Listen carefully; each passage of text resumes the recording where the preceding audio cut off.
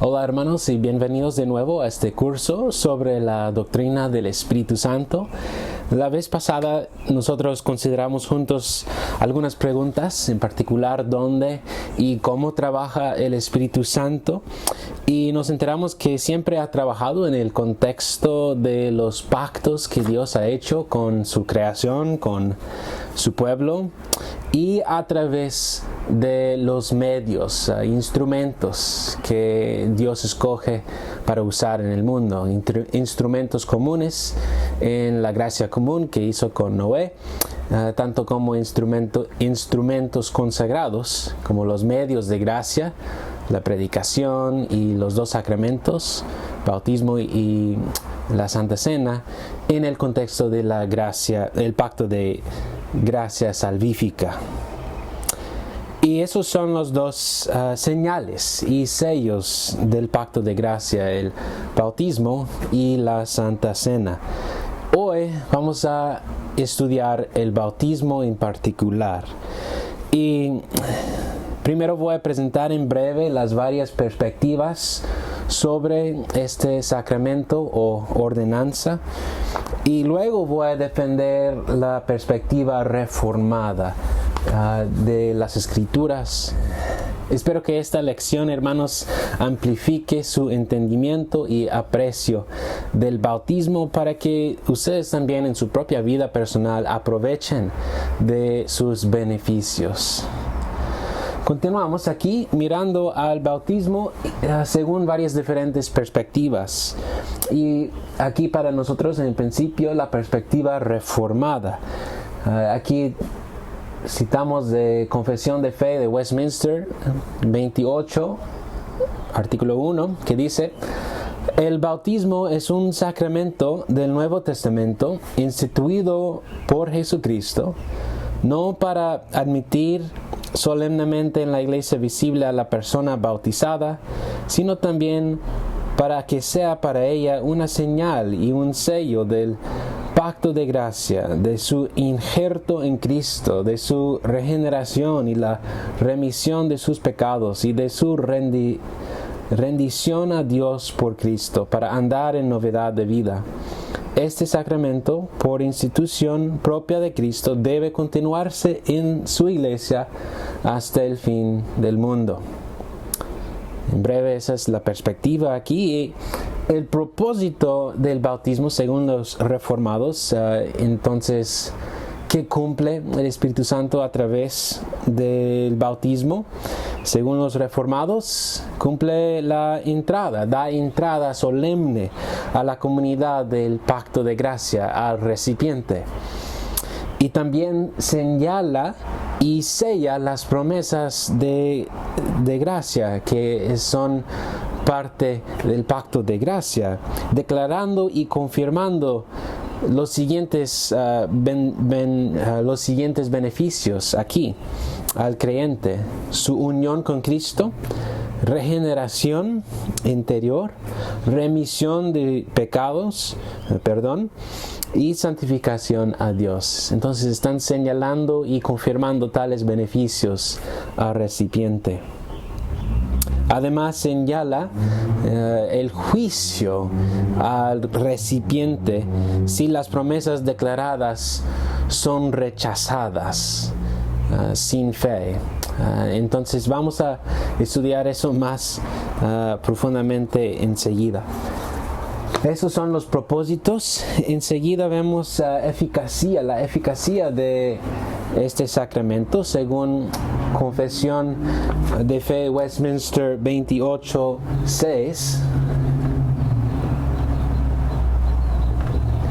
Leemos lo siguiente: la eficacia del bautismo no está ligada o atada al preciso momento en que es administrado. Sin embargo, por el uso correcto de este sacramento, la gracia prometida no solamente se ofrece, sino que realmente se manifiesta y se otorga por el Espíritu Santo a aquellos, sean adultos o infantes, a quienes corresponde aquella gracia según el consejo de la propia voluntad de Dios en su debido tiempo. vemos aquí que solo es eficaz para los elegidos. Solo es eficaz para la salvación para los elegidos, y el Espíritu Santo aplica tales beneficios a los elegidos en su debido tiempo, según la soberanía del Espíritu en eso. También brevemente aquí los recipientes legítimos de este sacramento son creyentes juntos con sus hijos. Y motivos para bautizar los hijos de creyentes son los siguientes. Se consideran miembros de la iglesia, miembros legítimos del pacto de gracia y por tanto la comunidad visible del pacto. Y deben recibir la señal de entrada a tal comunidad. El Catecismo de Heidelberg 74 dice que naturalmente se ha de bautizarlos porque están comprendidos como adultos en el pacto y pertenecen a la Iglesia de Dios. Y al cierre de esta lección, en la última sección, voy a dar una defensa de tal postura, el bautismo de los hijos de creyentes, que se llama en la teología pedobautismo. Ahora, la perspectiva romana de la Iglesia Católica Romana, por supuesto. Pues según Roma, ¿qué cumple el bautismo? ¿Y cuáles son los resultados de su creencia en ex opere operato? Que el sacramento en sí tiene eficacia interna, entonces siempre funciona, siempre obra el beneficio. Y el beneficio que obra inicia el proceso de la justificación. Se llama para ellos la primera conversión, el principio de un proceso largo de justificarte delante de Dios. Y a la vez está también cumpliendo el perdón del pecado original que hemos heredado de Adán en el principio, y todo pecado personal que uno ha hecho antes del momento de la administración del bautismo. Además, cumple para ellos renovación moral por infundir en el recipiente las virtudes supernaturales, la fe, la esperanza y el amor.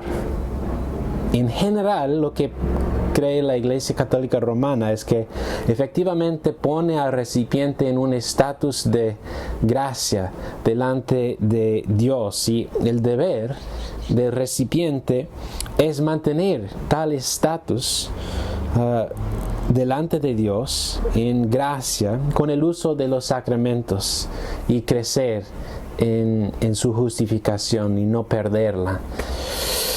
Ok. Esa es la perspectiva romana. Enseguida la perspectiva, se me olvidó de ponerlo aquí, la perspectiva luterana brevemente. Ellos creen que realmente el bautismo imparte el perdón de los pecados a todo recipiente y que es un medio de justificación para todo recipiente, y que en esta distinción en particular, que crea y fortalece su fe, que realmente forma fe en el recipiente, y ellos defiendan una doctrina que se llama la fe de infantes. Y para ellos dicen que es un misterio, que los infantes tienen fe. Por comparación, los reformados no enseñan tal doctrina, la fe de infantes. No asumimos que tienen fe en Cristo en el momento. Y no es la base por la cual bautizamos a ellos, como vamos a ver. En el último lugar, la perspectiva bautista, que también es la perspectiva más común en la iglesia evangélica de hoy. Y según los bautistas, ¿cuál sería el propósito que cumple el bautismo? Pues no cumple nada realmente, sino solo está comunicando algo visiblemente. Y hay 3 puntos de diferencia. Para ellos es una señal visible, principalmente una señal visible de su propia profesión de fe a Dios y delante del mundo, y no es un sello para ellos de nada. y se administra solamente a los creyentes arrepentidos. Ellos son los recipientes legítimos, y el único modo de administración para ellos también en este proceso es la inmersión, mientras los reformados, los romanistas y luteranos, todos también aceptan otras formas o otros modos de bautizar a un recipiente, por ejemplo por rociar agua, no solamente sumergir al recipiente, pero también rociando. Y para ellos la eficacia del bautismo es solo memorial, ¿no? Que les ayuda a recordar lo que había pasado con ellos internamente. Entonces, esas son las perspectivas varias sobre el bautismo, y ahora vamos a profundizar en nuestro entendimiento de la perspectiva reformada.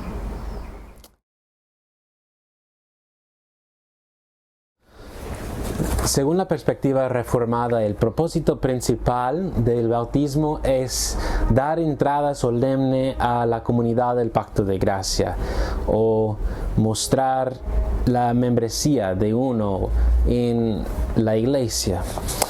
Francis Turton dice: el bautismo es la entrada a la iglesia y la señal de admisión al pacto que no se debe repetir, mientras que la Santa Cena es un sacramento de alimento espiritual al que a menudo debemos repetir.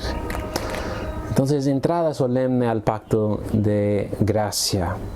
Ahora, ¿qué fue la señal de entrada en la iglesia de Dios antes de Cristo? Porque vemos que siempre ha existido el pueblo de Dios y su pacto de gracia. Y la entrada solemne fue señalada por la circuncisión. El bautismo en el Nuevo Testamento vemos que ha suplantado la circuncisión como una señal mejor y señal de entrada a la iglesia, al pacto. Y eso fue a propósito de abrir las puertas de salvación no solamente a los judíos, biológicamente judíos, sino también a todas las naciones y a todos los no circuncidados. Y es importante acordarnos aquí, anotar que en el Nuevo Testamento uno de los grandes beneficios misteriosos que encontramos en las Escrituras es que la inclusión de los gentiles en el pueblo de Dios era un gran misterio, parte del Evangelio, el misterio del Evangelio. Y este es un beneficio que muchas veces perdimos porque ya estamos tan familiarizados con la idea de nuestra propia membresía en la iglesia de Dios, y ya no nos sorprende y nos parece más como un derecho y no como un gran privilegio. Pero sí era y sí sigue siendo un gran privilegio de gracia divina. Por ejemplo, en Efesios 2, 11 a 3:13 escuchamos que los gentiles o los no judíos antes no tenían ciudadanía en Israel, pero ahora en Cristo son co-ciudadanos de los santos y son de la familia de Dios. También dice en capítulo 3, 16 de Efesios que los gentiles son coherederos y miembros del mismo cuerpo, participando igualmente de la promesa en Cristo mediante el Evangelio. Coherederos, miembros del mismo cuerpo. La asunción, pues, en todo lugar del Nuevo Testamento es que la iglesia no es algo completamente nuevo, sino es la renovación del pueblo de Dios que tuvo sus principios en el Antiguo Testamento. La iglesia de hoy es la continuación y la mejora de Israel como pueblo de Dios, el cumplimiento de las promesas que Dios dio a Abraham y su descendencia, en especial lo que se encuentra en Génesis 12:3, diciendo a Abraham: en ti serán benditas todas las familias de la tierra. Ahí prometió Dios una expansión, una inclusión aún de los gentiles. Por tanto, en Romanos 11:17, Pablo habla a todo no judío diciendo, a nosotros gentiles, diciendo: eres un olivo silvestre, fuiste injertado en su lugar, el lugar de algunos judíos que fueron cortados, y has participado de la raíz y la savia del olivo. Hermanos, esta es una bendición maravillosa que no apreciamos realmente hoy día. Nosotros gentiles ahora somos coherederos con Abraham y con su descendencia, y somos miembros del mismo pacto de gracia. En Cristo ya pertenecemos como miembros al Israel de Dios, su pueblo escogido y su pacto de gracia. Y el bautismo es la nueva señal que así nos incluye en la membresía de la comunidad del pacto de gracia y su pueblo visible en el mundo. Y el bautismo es una señal mejor que la circuncisión para la entrada a la iglesia visible por las siguientes razones. Y en esa manera ha suplantado la circuncisión.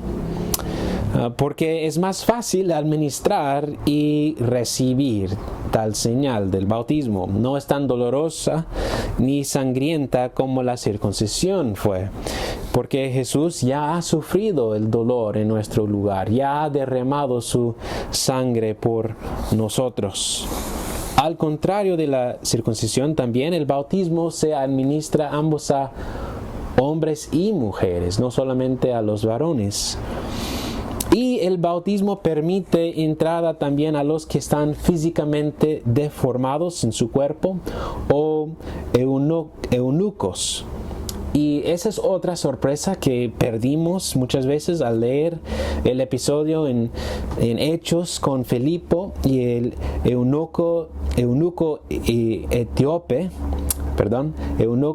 etíope en Hechos 8, porque según la ley de Moisés en Deuteronomio 23, versículo 1, ninguno que haya sido castrado o que tenga cortado su miembro viril entrará en la asamblea del Señor. La asamblea del Señor, la traducción en griego de esa palabra es eclesia. Entonces de ahí proviene la palabra iglesia. Entonces en el Antiguo Testamento un eunuco no tenía privilegio de entrar en la iglesia de Dios. No podía. Pero en Hechos 8:36, cuando el eunuco pregunta a Filipo: ¿qué impide que yo sea bautizado?, tal restricción ya no le impide. Ya puede entrar la asamblea de Dios, su iglesia, como un miembro completo. Entonces vemos que el bautismo es una señal mejor para mostrar entrada a la comunidad del pacto. Y también vemos que según los reformados, la señal y sello de bautismo señala y sella los beneficios salvíficos de Cristo. La señal está, recuerdan, la señal está relacionada espiritualmente con las cosas que significa la señal, Cristo y sus beneficios, y señalan para nosotros las siguientes promesas a través de una unión sacramental. Unión con Cristo. El bautismo simboliza unión con Cristo. Romanos 6:3-4, que estamos unidos con Él en su muerte y en su resurrección, resucitados a novedad de vida. También se encuentra esta unión con Cristo en Gálatas 3:27, Colosenses 2:12 también. Además, perdón de pecados. En Hechos 2:38 sean bautizados cada uno de ustedes para perdón de sus pecados. 1 Pedro 3:1, el bautismo ahora los salva a ustedes. Increíble. Enseguida, también el beneficio de regeneración y santificación. Eso se encuentra en Juan 3:5, hablando de nuevo nacimiento. Romanos 6:4 otra vez y Tito 3:3-7. Además, también señala a nosotros la nueva creación, que somos participantes de la nueva creación. Y esta observación fue hecha por teólogos recientes como G.K. Beale y J.V. Fesko, que han argumentado esto, que nuestra regeneración espiritual está conectada con la renovación de toda la creación de Dios. El bautismo visible señala que somos participantes de la nueva creación que fue inaugurada por Cristo mismo cuando se resucitó de entre los muertos. Y recordamos que la primera creación salió ¿de qué? De las aguas caóticas, y luego el mundo salió renovado después del diluvio, cuando fue bautizado en las aguas del diluvio con Noé. Y también en 2 Corintios 5 sabemos que ya unidos a Cristo somos parte de la nueva creación, nuevas criaturas, y nuestro bautismo testifica de tal realidad en Cristo. Así que señala todos estos beneficios salvíficos para nosotros, y señala para nosotros, para los miembros de la iglesia, el juicio, advertencia de juicio. Y debemos decir que principalmente señala y sella la gracia salvífica a nosotros, pero también advierte del juicio que está por venir.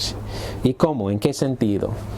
Pues este concepto tiene que ver con nuestra descripción del Espíritu Santo y su trabajo que consideramos en la primera lección. El Espíritu Santo siempre hace 4 cosas, 4 verbos que empiezan con la letra C: corta, consagra, condena y completa. Y en este sentido el bautismo simboliza tal cosa, porque hace una separación entre los del mundo y los consagrados al Señor, y además está condenando a los que rechazan a Cristo en el proceso. 1 Corintios 10 dice que Israel fue bautizada por medio del Mar Rojo, y del episodio sabemos que fue un bautismo de salvación para los israelitas. Pasaron por las aguas ahí sobre tierra seca y alcanzaron al otro lado salvos, seguros, sanos y salvos, mientras para los egipcios fue un bautismo en la ira de Dios, fueron juzgados, condenados. En 1 Pedro 3 leemos algo parecido, que unos pocos fueron salvados por medio del agua, mientras los incrédulos en el diluvio fueron condenados por el agua. Y ahí está hablando de Noé con el diluvio, etc. En Marcos 10:38 Jesús habla de su hora de sufrimiento como su bautismo en la ira de Dios, porque delante del Padre el Hijo voluntariamente fue condenado en nuestro lugar. Fue ahogado, podemos imaginarlo así, fue ahogado por las aguas de juicio, para que nosotros fuéramos salvados por medio del agua, andando en tierra seca, por decirlo así. Y debido a este significado, el bautismo señala el juicio que ha de caerse sobre todo que renuncia la cosa significada en el bautismo, es decir, la sangre de Jesús Cristo y su sangre derramada. A causa de la unión sacramental entre la señal y la cosa significada, confesamos en Westminster, capítulo 28:5,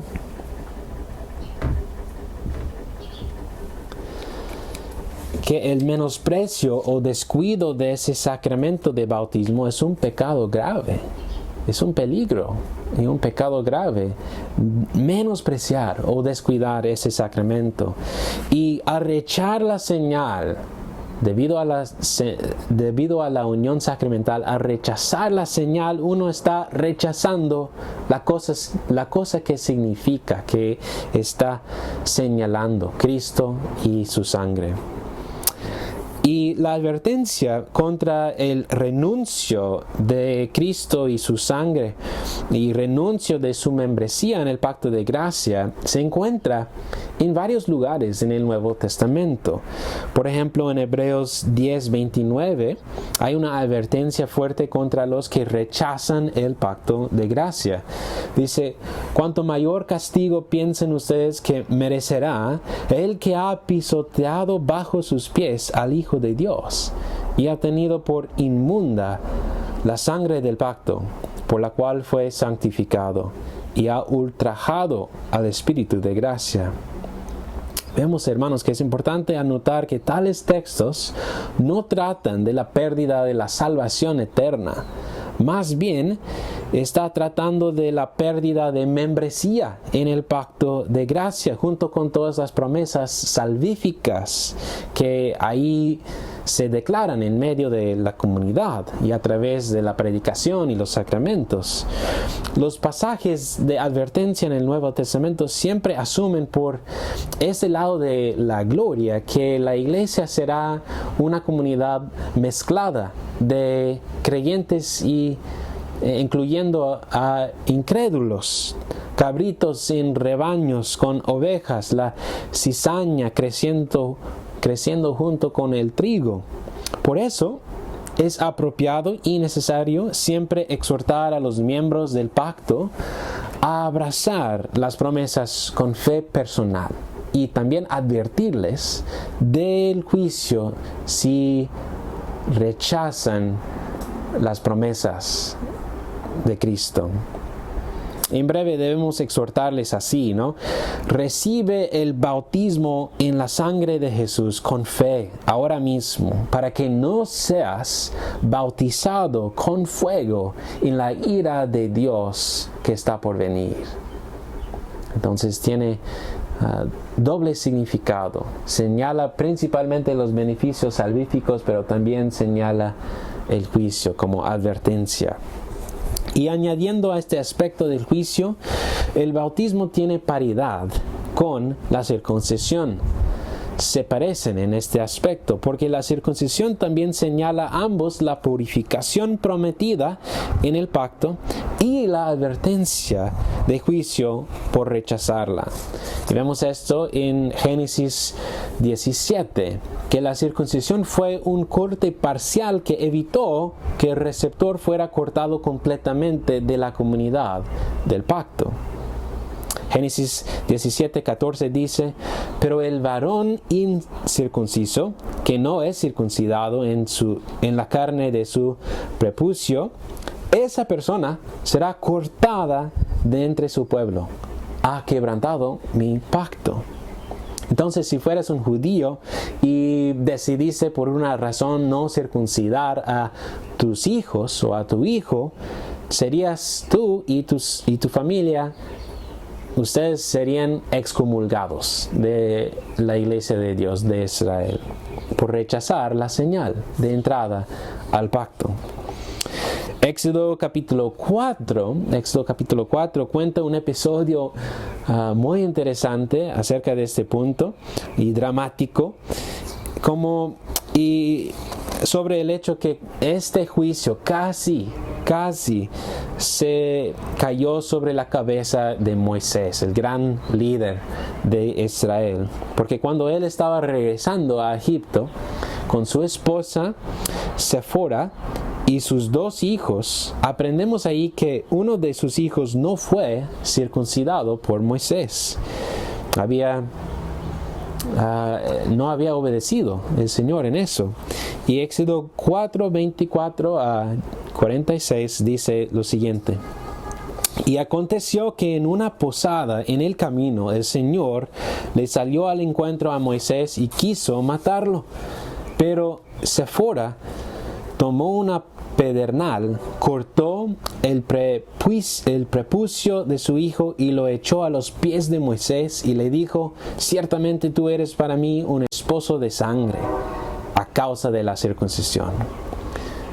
Por realizar la circuncisión y por echarlo a los pies de Moisés con la sangre, ella estaba alejando la ira de Dios de Moisés, en manera similar a como la sangre del cordero puesta en los postes de las puertas de los israelitas iba a alejar la ira del ángel del Señor en el evento de la Pascua.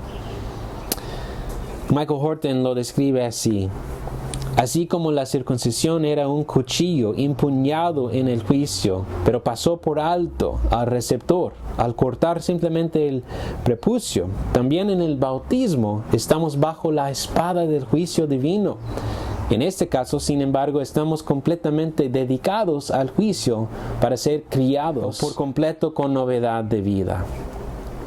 Entonces existe una correspondencia, una paridad entre las dos señales, y esta se evidencia aún más en un pasaje en Colosenses 2, versículo 11 a 12, que dice: también en Cristo ustedes fueron circuncidados con una circuncisión no hecha por manos, al quitar el cuerpo de la carne mediante la circuncisión de Cristo, habiendo sido sepultados con Él en el bautismo, en el cual también han resucitado con Él por la fe en la acción del poder de Dios que lo resucitó de entre los muertos.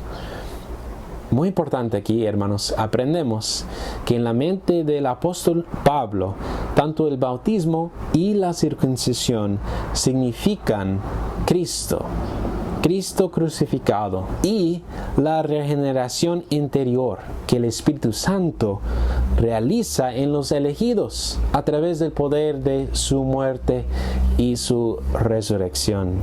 Ambos están señalando a la misma realidad, incluyendo el juicio, porque Cristo fue circuncidado en nuestro lugar, cortado en la ira de Dios por nosotros. Ahora, hermanos, aplicación para terminar esta sección.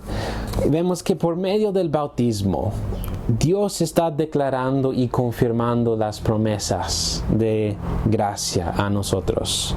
Vemos que los apóstoles en varios lugares apelan a nuestro bautismo no solo como algo que pasó en el pasado y ya lo dejamos atrás, sino para tratar de una realidad activa y perpetua en la vida cotidiana. Declara y confirman a los creyentes su unión con Cristo, el perdón de nuestros pecados pasados, presentes y futuros, y también el poder de la muerte de Cristo y su resurrección en nuestra vida para matar al pecado que luchamos y también para buscar la novedad de vida que tenemos en Cristo. Y por esa razón, cuando Martín Lutero, el reformado, se encontraba deprimido, desanimado, tenía la práctica de irse a agua y echar agua y tirárselo a su cara y decir: soy bautizado, para acordarse de la realidad que su bautismo señalaba a él y significaba. Para acordarse de que era un hijo de Dios, perdonado, lavado con la sangre de Cristo. Entonces, nuestro bautismo es un medio de gracia para toda nuestra vida. Por tanto, todos los días debemos ser conscientes de nuestro bautismo, como hacía Martín Lutero, y para que nosotros con fe vivamos en la realidad que testifica y confirma nuestro bautismo. Además, para aplicar la señal del juicio, pues el bautismo continuamente advierte a todo recipiente de la ira de Dios. Si alguien acaso rechace la realidad significada en el bautismo. Y en esa manera es una advertencia a los miembros hipócritas o incrédulos que existen en medio de la iglesia. Y esa es otra aplicación como advertencia a todo miembro de la iglesia. Vamos a continuar viendo ahora los recipientes legítimos del bautismo. Como dije antes, vamos a concluir esta lección hablando de los recipientes legítimos según la perspectiva reformada, y nosotros creemos que creyentes junto con sus hijos deben recibir la señal de entrada al pacto de gracia, y entonces debemos bautizar también a nuestros hijos. La Confesión de Fe de Westminster 28, artículo 4 dice: no solo han de ser bautizados los que de hecho profesen fe en Cristo y obediencia a Él, sino también los hijos de uno o de ambos padres creyentes. En el Catecismo de Heidelberg, pregunta y respuesta 64, dice, o 74, dice, pregunta: ¿Se ha de bautizar también a los niños? La respuesta: naturalmente, porque están comprendidos como los adultos en el pacto y pertenecen a la iglesia de Dios. Y esos, como los adultos, se les promete dar por la sangre de Cristo la remisión de los pecados y el Espíritu Santo, obrador de la fe. Por esto, y como señal de este pacto, deben ser incorporados a la iglesia de Dios y diferenciados de los hijos de los infieles, así como se hacía en el pacto del Antiguo Testamento por la circuncisión, cuyo sustituto es el bautismo en el Nuevo Pacto. Y ahora voy a presentar un argumento de 4 puntos aquí en defensa de esta posición reformada. Primero, debemos bautizar a nuestros hijos, los hijos de creyentes, a causa de la unidad del pacto de gracia por lo largo de las diferentes administraciones históricas en la Biblia. Vemos esto, la unidad del pacto, en el concepto de promesa y cumplimiento, que implica unidad y continuidad. Por ejemplo, en Lucas 1, 54, 56, 72 a 73, Hechos 13, 32 a 33, diciendo que la promesa es para ustedes y para sus hijos. Entonces, vemos la promesa y el cumplimiento en el nuevo pacto, la unidad y continuidad. Siempre solo ha sido un camino de salvación, solo por la fe, por la gracia solo, en el Mesías solo. Antes fue fe en el Mesías prometido que estaba por venir para los judíos, y ahora para nosotros es fe en Cristo el Mesías, que ya ha venido y ha cumplido las promesas. En Romanos 4, Pablo defiende la doctrina de la justificación por la fe por exponer la historia de Abraham y su relación con Dios y el pacto que hizo con Dios ahí en Génesis. Y dice en Romanos 4:11, Abraham recibió la señal de la circuncisión como sello de la justicia de la fe que tenía mientras aún era incircunciso, para que fuera padre de todos los que creen sin ser circuncidados, a fin de que la justicia también se les tome en cuenta a ellos. Entonces hay unidad en nuestra salvación, la misma justicia recibimos en la misma manera que Abraham la recibió. Gálatas 3:15 a 29 demuestra que el pacto abrámico fue hecho con Cristo en la vista como el cumplidor de las promesas. Pablo dice que las promesas a Abraham no fueron anuladas por el pacto de Moisés. Las mismas promesas salvíficas siguen en efecto hoy día. Por tanto, Pablo dice a cristianos en Gálatas 3:26, si ustedes pertenecen a Cristo, son descendencia de Abraham, herederos de la promesa. Entonces, somos nosotros herederos de Abraham, su descendencia espiritualmente, y tampoco sea coincidencia que al corazón de este argumento en capítulo 3, versículo 27, Pablo menciona el bautismo, diciendo que los que se han bautizado, consagrándose a Cristo, se han revestido de Cristo. Ya no se distingan entre judío y griego. Vemos aquí que el bautismo simboliza la unidad entre judíos y gentiles en Cristo como verdaderos hijos de Abraham, verdaderos recipientes de las promesas del pacto de gracia, mediante la fe.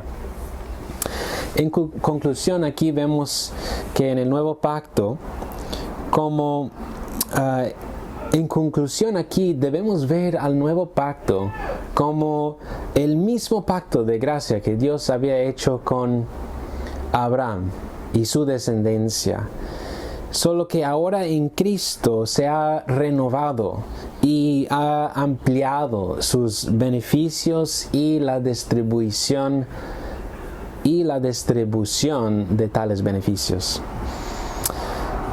Entonces, la unidad del pacto de gracia. También debemos bautizarlos porque la señal de entrada fue dada a los hijos de creyentes en el Antiguo Testamento. Los hijos de creyentes siempre fueron considerados como miembros visibles de la comunidad del pacto. Y al hacer su pacto con Abraham, Dios prometió a él, en Génesis 17:8, les daré a ti y a tu descendencia futura la tierra de tus andanzas, la tierra de Canaán como posesión perpetua, y seré su Dios. No solamente el Dios de Abraham, pero también de sus descendientes. En Éxodo 12:46-47, vemos que la celebración de la Pascua también fue obligatoria para la comunidad entera de Israel, incluyendo a sus hijos. En Deuteronomio 6, versículo 7, Dios manda que los padres inculcan las palabras del pacto a sus hijos, para que sus hijos amen al Señor y obedezcan al Señor como su Dios. Entonces eran miembros del pacto, y como miembros del pacto naturalmente deben recibir la señal de entrada al pacto. Y al incluir miembros al pacto, no estamos asumiendo que todos los miembros visibles de la comunidad del pacto realmente son elegidos. Como Pablo dice en Romanos 9, versículo 6, no todos los descendientes de Israel son Israel. Entonces, en la iglesia visible, Dios siempre guarda su remanente. Siempre la iglesia de Dios es un pueblo mezclado. En aplicación, no asumimos que nuestros hijos ya son creyentes, pero esperamos en las promesas de Dios que Dios será su Dios, y los tratamos como miembros del pacto de gracia, exhortándoles personalmente a abrazar todos los beneficios prometidos con fe en Cristo. Vemos que tampoco fue aceptable en el Antiguo Testamento simplemente ser un miembro externamente del pacto sin tener fe. Y eso se evidencia en Jeremías 9:25, donde el Señor declara: ciertamente vienen días en que castigaré a todo el que esté circuncidado solo en la carne. Así que la señal de entrada fue dada a los hijos en el Antiguo Testamento, también con la obligación que ellos respondan con fe, que abrazan a las promesas personalmente. Ahora también bautizamos a nuestros hijos porque son considerados miembros de la comunidad del pacto en el Nuevo Testamento.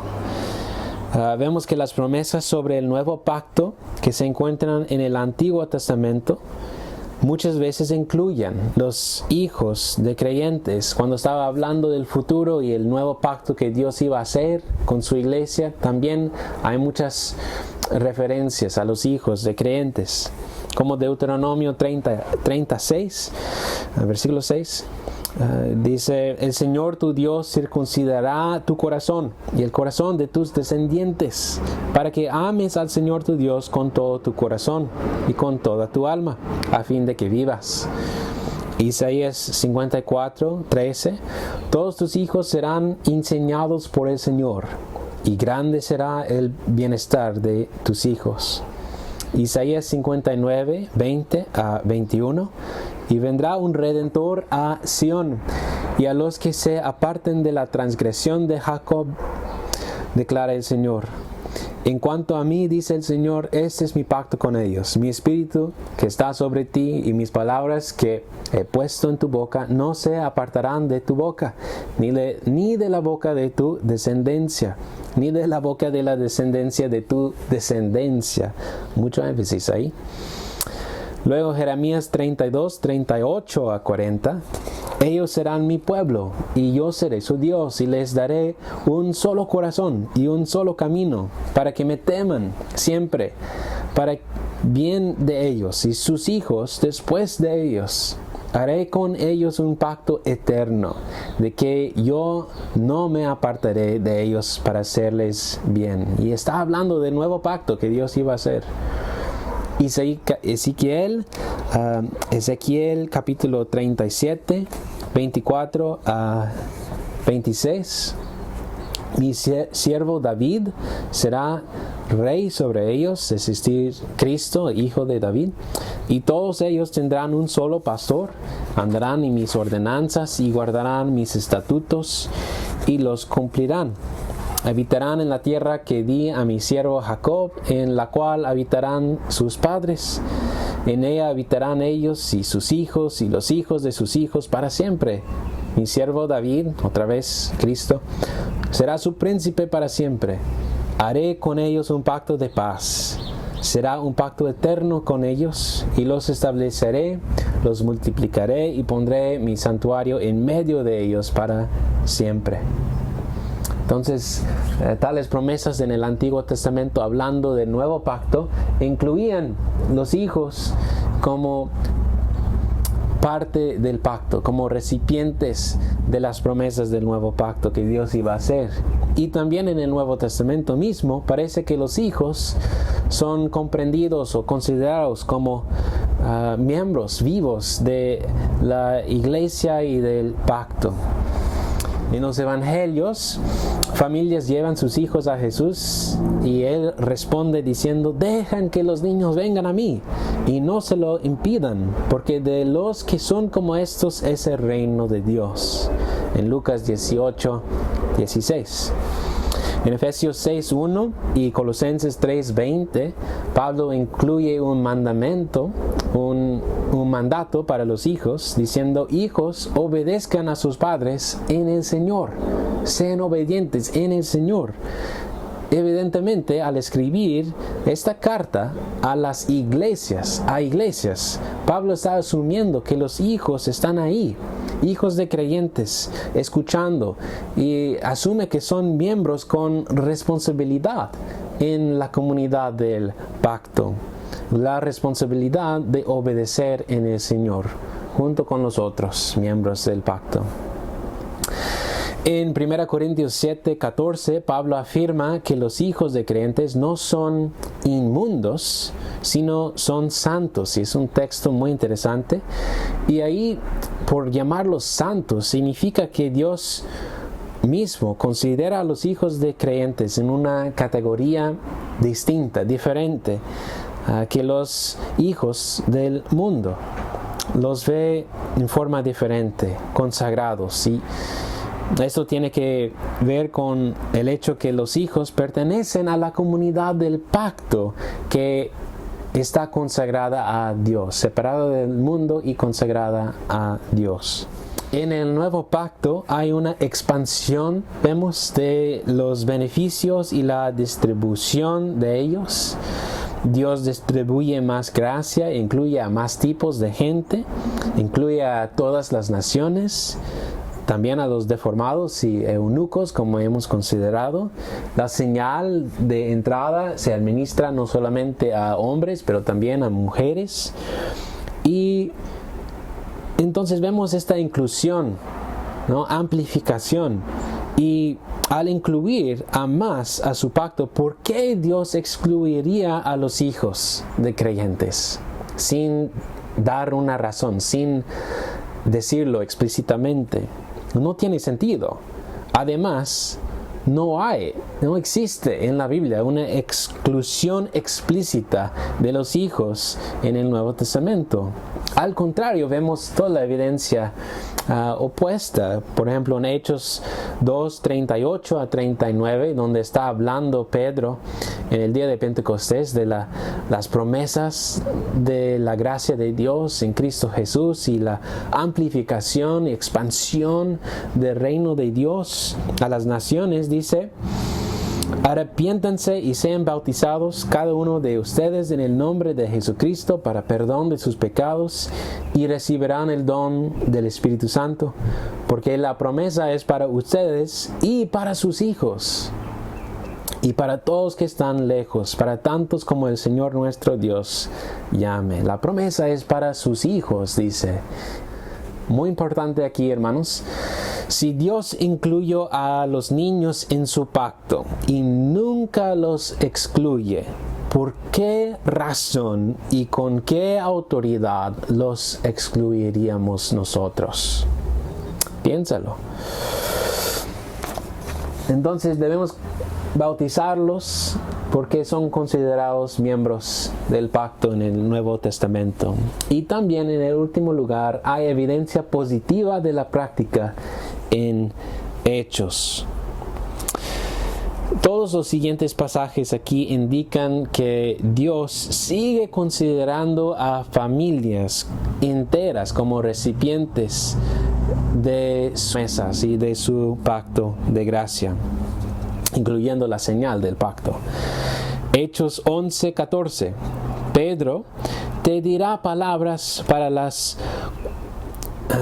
Hechos 11:14. Pedro te dirá palabras por las cuales serás salvo, tú y toda tu casa. Tú y toda tu casa.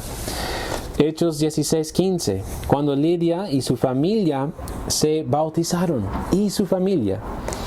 Hechos 16:31 a 33. Cree en el Señor Jesús y serás salvo, tú y toda tu casa. Y hablaron la palabra del Señor a él y a todos los que estaban en su casa.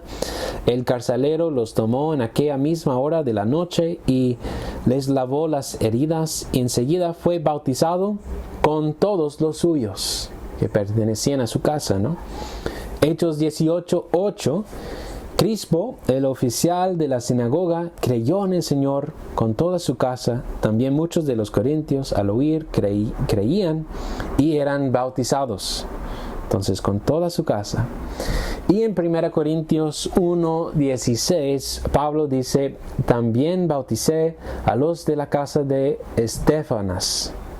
Pablo bautizó no solamente al hombre, pero a todos de su casa.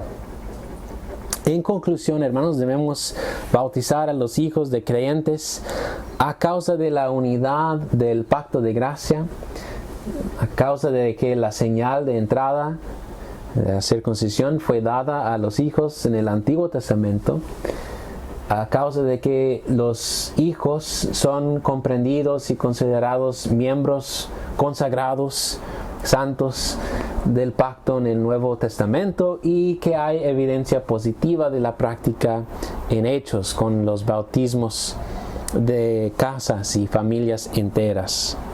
Y ese argumento bíblico para el bautismo de hijos, yo creo, es muy fuerte. Y todavía no he mencionado el argumento histórico y no hay suficiente tiempo para relatar todo detalle de eso, pero en breve toda la evidencia desde los primeros siglos demuestra que la iglesia practicaba el bautismo de los hijos de creyentes. Y es muy interesante considerar este punto en particular, que si tal práctica hubiera sido introducida después de los apóstoles como algo nuevo, habría causado un gran debate, ¿no?, sobre tal asunto. ¿Por qué introducir esta nueva práctica que no existía con los apóstoles?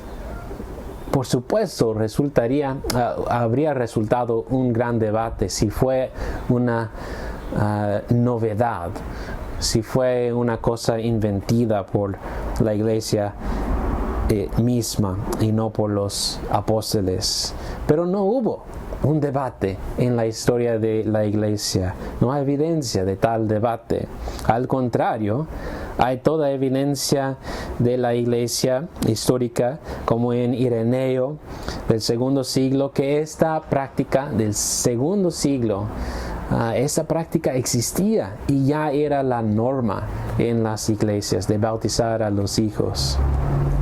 Pero en el fin, la evidencia histórica solo puede fortalecer el argumento bíblico, porque como he demostrado, la práctica de bautizar a nuestros hijos de creyentes, proviene de la autoridad de las Escrituras, del Antiguo Testamento tanto como en el Nuevo Testamento. Por ver tales aspectos del argumento aquí. Para concluir, hermanos, esta clase sobre el bautismo, quiero leer un resumen hermoso del bautismo que fue escrito por Francis Turretin. Él dice esto: cuando el pastor dice te bautizo, es lo mismo que si dijera en nombre de Dios, declaro que esta agua es un símbolo de tu entrada al pacto de Dios y su iglesia, que el Padre te recibe como hijo, el Hijo como miembro de su cuerpo y hermano a quien redimió con su sangre, y el Espíritu Santo como invitado en tu corazón te regenera por su gracia y desea vivir contigo para siempre, y a la vez declaro la estipulación de tu deber con el Dios Trino, que debes adorar y obedecer al Padre, al Hijo y al Espíritu Santo, y consagrarte por completo y para siempre a la Trinidad. Hermanos, espero que esta lección ha amplificado su entendimiento y aprecio del bautismo como medio de gracia, y espero que aprovechen de sus beneficios al acordarse continuamente en su vida cristiana de su propio bautismo. Gracias por escuchar. Hasta la próxima, hermanos.